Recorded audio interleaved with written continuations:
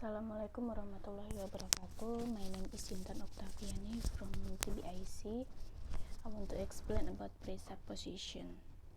Jadi presupposition itu adalah bisa disebut dengan kalimat praanggapan yang berarti bahwa presupposition adalah informasi yang terkait dengan item leksikal dan konstruksi sintaksis tertentu. Dan ada banyak pemicunya dalam presupposition tersebut, dan berikut adalah contoh-contohnya. Ini hanya sebagian kecil ya. Yang pertama adalah affective. Contoh kalimatnya adalah Jack regret that he cheated at the test. Nah, kalimat ini berarti bahwa Jack itu sudah mencontek saat ujian, meskipun kalimatnya dia menyesal sudah mencontek ujian. Jadi kalimat menyesal itu berarti Jack sudah melakukan hal tersebut. Jadi Jack sudah mencontek saat ujian. Yang kedua adalah aspectual verb. Ini contoh kalimatnya adalah Jill has stopped writing poetry. Jadi Jill itu kalimat ini berarti bahwa Jill itu sudah menulis puisi sejak dahulu. Makanya ada kalimat Jill has stopped writing poetry. Dan contoh yang ketiga adalah it cleft. It di sini adalah sebagai pemicunya. Ini adalah sebagai triggernya.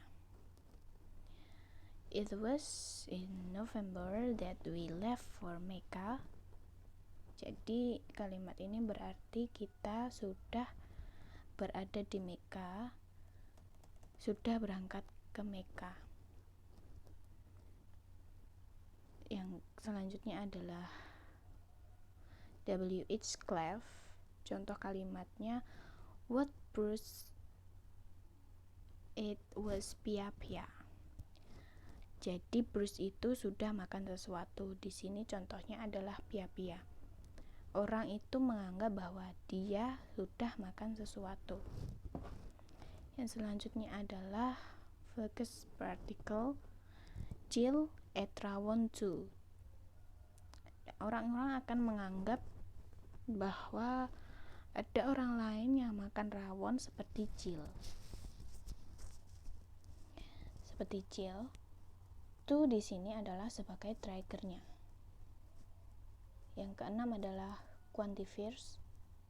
Jill spoke with all the applicant. Kalau tidak ada aplikan, maka Jill tidak akan berbicara. Jadi intinya di situ ada applicant, ada pelamar. There were applicants. Yang selanjutnya adalah definites. Itu berarti contohnya adalah the cafe, the pizzeria in Medion is closed on Sunday. Kalimat ini menunjukkan bahwa ada pizzeria di Madiun, ada kedai pizza di Madiun. Selanjutnya adalah interatives.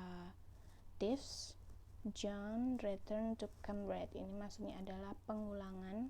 Ada pengulangan di sini. Ada pengulangan pada kalimat return. Itu berarti John itu sudah pernah berada di Cambridge before. Sudah berada di Cambridge sebelumnya. Selanjutnya adalah selanjutnya adalah temporal clauses. Contohnya adalah after Ayu finish her S1 degree, she married Ahmad.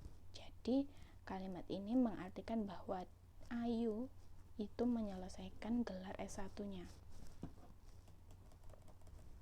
Yang selanjutnya adalah properties of supposition. Ada 3, constancy under negation, divisibility, dan projection problem. Yang pertama adalah kita bahas constancy under negation-nya. Itu maksudnya ada meskipun kalimat itu diubah menjadi kalimat yang negatif, namun presuppositionnya adalah sama, tetap sama. Nah, contohnya adalah jika ada kalimat positif seperti ini, restoran pizza di Madiun tutup pada hari Minggu. Cafeteria in Madiun is closed on Sundays. Itu adalah kalimat positif, dan kalimat negatifnya adalah seperti ini.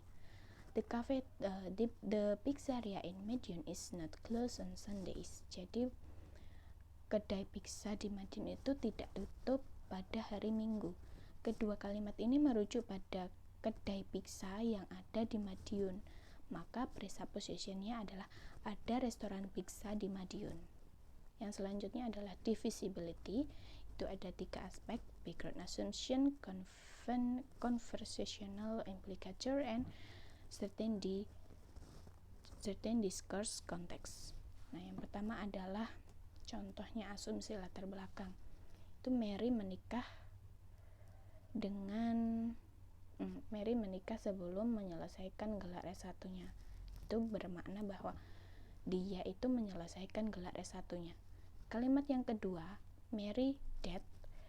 Mary meninggal sebelum dia menyelesaikan gelar S1-nya. Itu juga bermakna bahwa dia itu juga menyelesaikan gelar S1-nya. Entah dia itu sudah atau dia belum menyelesaikan gelar S1-nya. Yang penting orang-orang akan berasumsi bahwa Mary itu akan menyelesaikan gelar S1-nya. Yang selanjutnya adalah the projection problem. Ini yang kedua, aspek yang kedua adalah conversational implicator. Itu maksudnya contohnya seperti ini. Jika John mengatur, if John is organizing a state night, Mary will be angry that he doing so. Jadi maksudnya jika John mengatur malam rusa, Mary akan marah karena dia melakukannya. Peranggapan yang pertama adalah mungkin John itu sudah mengatur malam rusa dan mungkin belum. Namun yang pasti John itu mengatur malam rusa jika kita melihat konteks kalimatnya seperti itu. Yang ketiga adalah certain discourse context. Itu maksudnya contoh kalimatnya, tidak ada raja Prancis.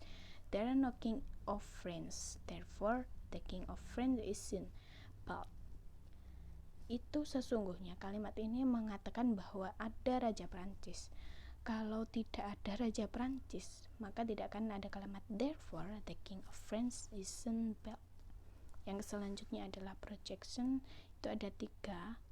Saya diringkas jadi 3.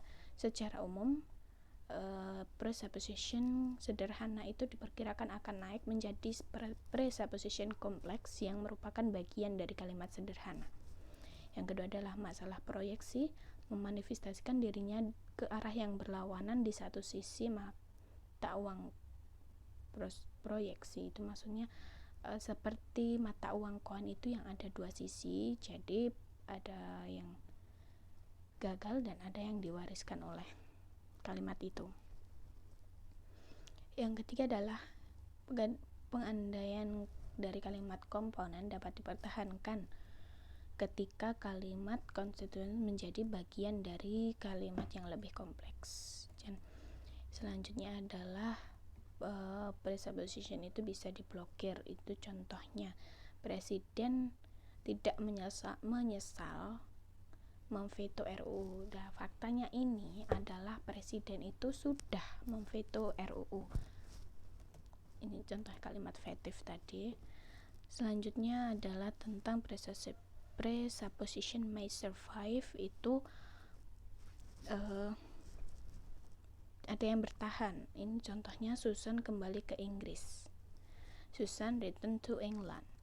Ini berarti bahwa Susan itu sudah berada di Inggris sebelumnya. Jadi orang-orang itu tahu bahwa Susan itu pernah berada di England.